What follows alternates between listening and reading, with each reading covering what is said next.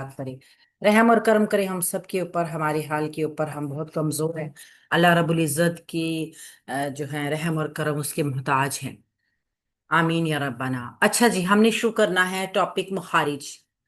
मखारिज क्या होते हैं? सबसे पहले तो हम ये देखेंगे कि ये मखारिज जो है ना, लफ्ज खाराजीम से निकला है। खाराजीम जिसका मतलब होता है निकलने की जगह। ठीक है। मखारिज के क्या मायने हैं? मुखारिज जमा है मखरिज की, और मखरिज उस जगह को कहते हैं जहां से हर्फ अदा होता है। हर एक हर्फ जो है वो हमारे मुंह से अदा होता है, हमारे मुंह से और हमारे हलक से। ठीक है। जब हम बोल रहे होते हैं तो यही दो चीजें जो हैं वो एक्टिव होती हैं। यहीं से हमारी आवाज बनती है, हरूफ, और यहीं से ये हरूफ बाहर निकलते हैं। हरूफ के बाहर निकलने की जगह को मखरिज कहते हैं। और ये आवाज हमारे गले के मुख्तलिफ हिस्सों से निकलती है। ठीक है। हरूफ हमारे मुंह और गले के मुख्तलिफ जगहों पर बनकर जो निकलते हैं ना, वो वहां पे हम कहेंगे कि वो हमारे हरूफ का मखरिज है। देखिए, मिसाल के तौर पे कोई सवाल करता है आपसे कि आइन का मखरिज क्या है, तो आप क्या कहेंगे? आइन यानी कि हर्फ तो हमारा हर एक ही हमारे मुंह मुंह से निकल रहा है, हमारे गले से निकल रहा है, हमारी आवाज उसको बाहर फेंक रही है। लेकिन सही जगह जहां पे वो लफ्ज बनता है वो उसका मखरिज होता है ना। तो आइन का मखरिज क्या होगा? इस सवाल का मतलब है कि आइन किस जगह से अदा होता है। यानी मुख्तलिफ हिस्से हैं ना हमारे मुंह के अंदर, हमारे गले तक, हमारे हलक तक, जिनसे हरूफ अदा हो रहे हैं। तो आइन का मखरिज क्या है, इसका मतलब ये है। यानी आइन के निकलने की जगह क्या है। सवाल इसी तरह मतलब में आएगा, तीन तरह से आएगा। जैसे किस जगह से अदा हो रहा है, इसका मखरिज क्या है, यानी इसका मतलब ये है कि इसके अदा करने की जगह क्या है। तीनों का एक ही मीनिंग्स में आएगा। इसी तरह अगर कोई पूछे ता का मखरिज क्या है, ता, तो इसका मतलब है कि ता कहाँ से अदा होता है, जुबान कहाँ लगती है, गले से आवाज निकलती है, या जुबान से अदा होता है, होंठों से अदा होता है, या कहीं और से। यानी मतलब क्या हुआ, टोटल मखरिज क्या है और इसके अदा करने की जगह क्या है। तो इंशाल्लाह ताला हम इन मखारिज को अब देखेंगे जहां से हरूफ निकलते हैं। ठीक है। हरूफ के निकलने की जगह को मखरिज कहते हैं।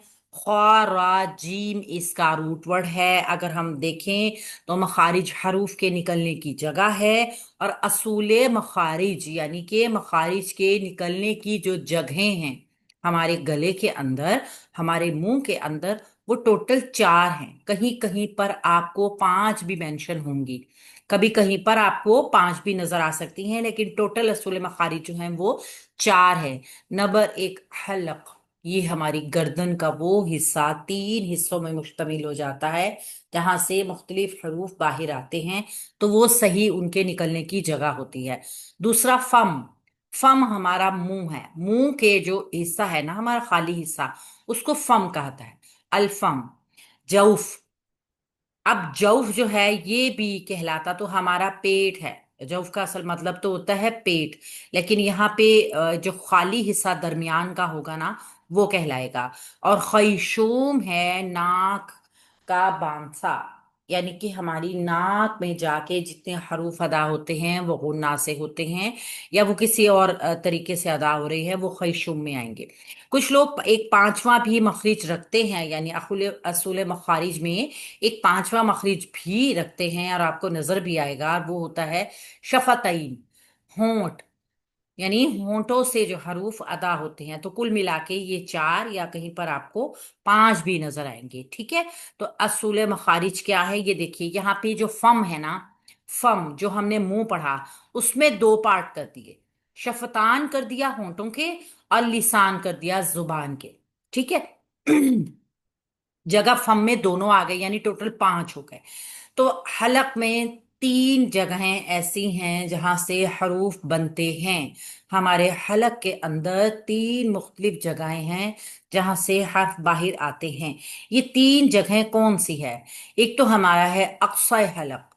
अक्सा कहते हैं बिल्कुल आगे वाला हिस्सा, पीछे वाला हिस्सा जो होता है ना, हमारे हलक का पिछला हिस्सा अक्सुल हलक कहलाता है। फिर आता है वसत हलक, यानी हलक का दरमियान वाला हिस्सा।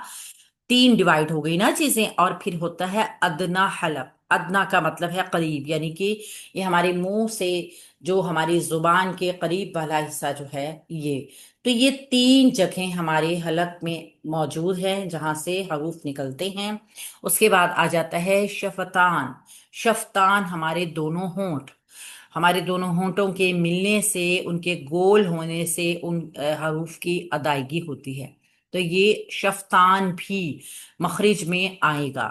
اسی طریقے سے لسان، اقصی لسان، وسط لسان، حافہ لسان اور طرف اللسان، یہ لسان کے چار حصے ہیں۔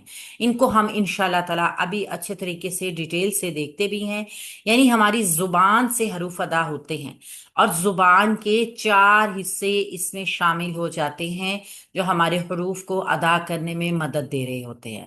بالکل اسی طرح جیسے اقصی حلق ہے، اسی طرح اقصی لسان بھی ہے، زبان کا پچھلا حصہ، وسط لسان زبان کا درمیانہ حصہ، حافہ لسان، حافہ ہوتا ہے زبان کا موٹا والا حصہ، اور طرف اللسان زبان کی نوک۔ یہ سارے حصے ہماری زبان کے استعمال ہوں گے۔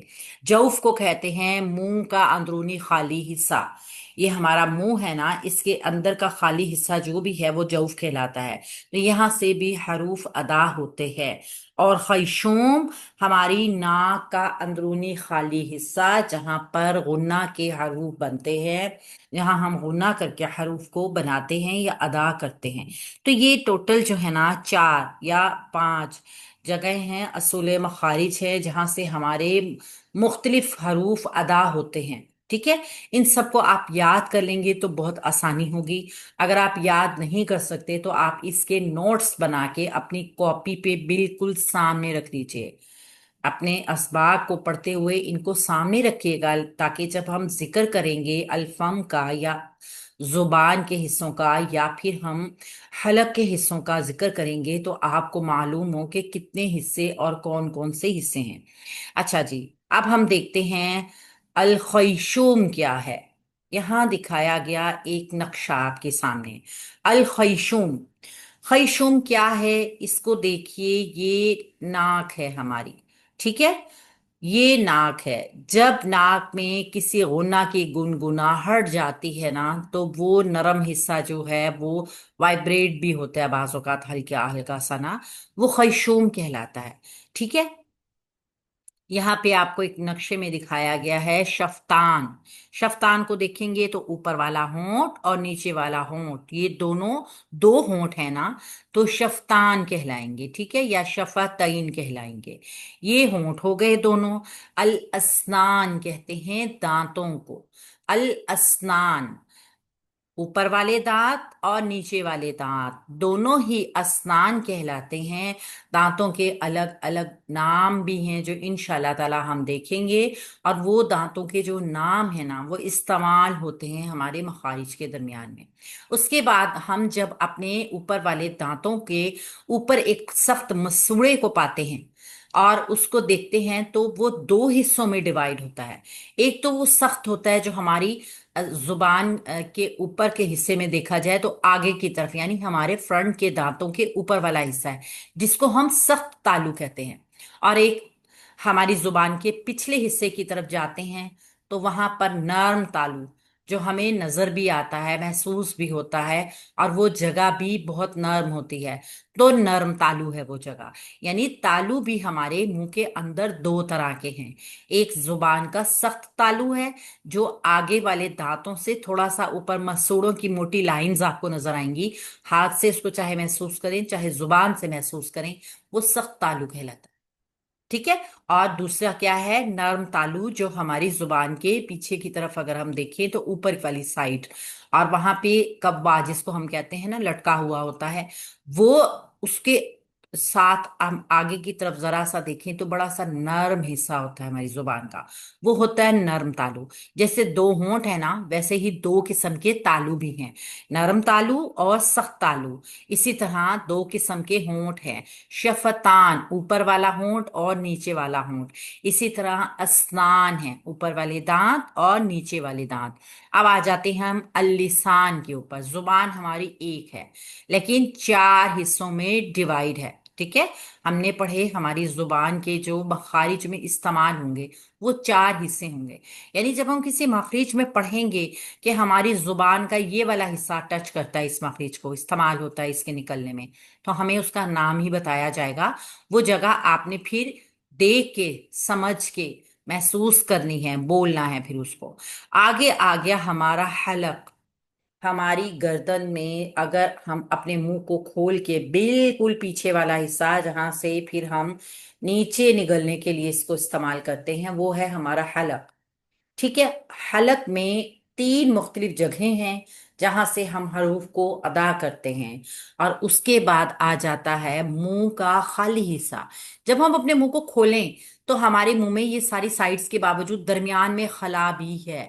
وہ خلا بھی حروف کے بننے میں حروف بننے میں استعمال ہوتا ہے. لہٰذا یہاں پہ الجوف اسی حصے کو شو کیا گیا ہے، یہ تمام گرین کلر کا حصہ. ٹھیک ہے. یہ تمام گرین کلر کا حصہ جو ہے یہ کہا گیا ہے کہ یہ الجوف ہے، یعنی منہ کا وہ خالی حصہ جو استعمال ہو رہا ہے خالی حروف کے بننے میں، ان کی ادائیگی میں. اب آپ دیکھیے کہ یہ حلق جو ہے نا یہ آگے سے تین حصوں میں تقسیم ہے. یعنی آگے حلق میں تین حصے ہیں جس کو ہم دیکھیں گے. سب سے پہلے ہم مخرج الحلق کو دیکھیں گے.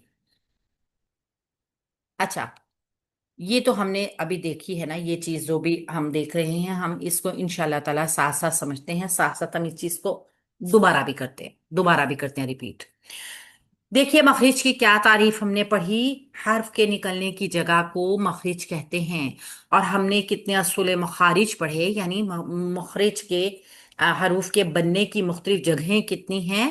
چار یا پانچ. تو حلق، زبان یعنی لسان، منہ کا خلا یعنی الجوف، ہونٹ شفتان، اور الخیشوم یعنی ناک کا بانسا. ٹوٹل 17 جگہیں ایسی ہیں جہاں سے 29 حروف ادا ہوتے ہیں.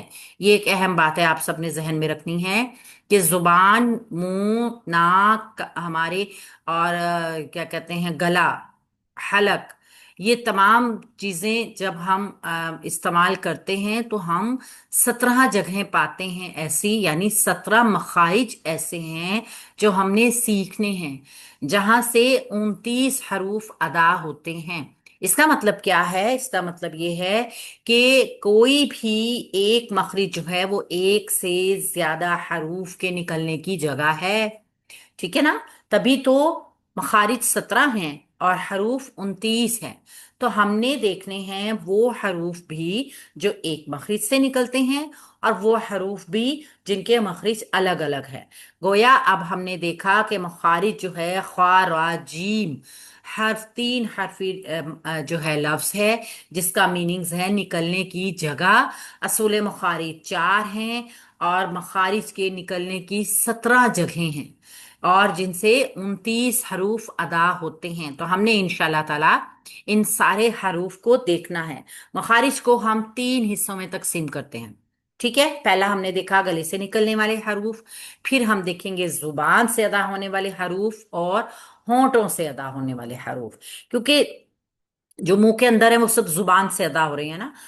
ٹھیک ہے. ان کی بھی الگ جگہیں ہیں. تو پہلے ہم دیکھتے ہیں کہ گلے سے ادا ہونے والے حروف کون سے ہیں، یعنی تھروٹ لیٹرز. ان کو ہم انشاءاللہ تعالی نیکسٹ ریکارڈنگ میں دیکھتے ہیں.